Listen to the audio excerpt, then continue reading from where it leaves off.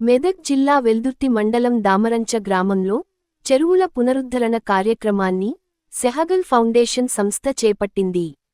చెరువుల పునరుద్ధరణలో భాగంగా పేరుకుపోయిన మట్టి పూటికను తీసి రైతుల పొలాల్లోకి తరలిస్తున్నారు. నల్ల మట్టి రైతుల పొలాలకు తరలించడం ద్వారా భూసారం పెరిగి రైతుకు లాభం చేకూరుతుందని, మరోవైపు మట్టిని రోడ్డు నిర్మాణానికి ఉపయోగిస్తున్నారు. అటు చెరువుల పునరుద్ధరణ, ఇటు రోడ్డు మరమ్మతులు చేపట్టారు. మరోవైపు చెరువుల పునరుద్ధరణలో భాగంగా కట్ట వెడల్పు పనులను చేపట్టారు.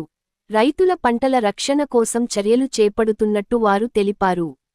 చెరువులను 20,000 మిలియన్ లీటర్ల నీటి సామర్థ్యానికి పెంపొందిస్తున్నట్టు సెహగల్ ఫౌండేషన్ అధికారులు తెలిపారు.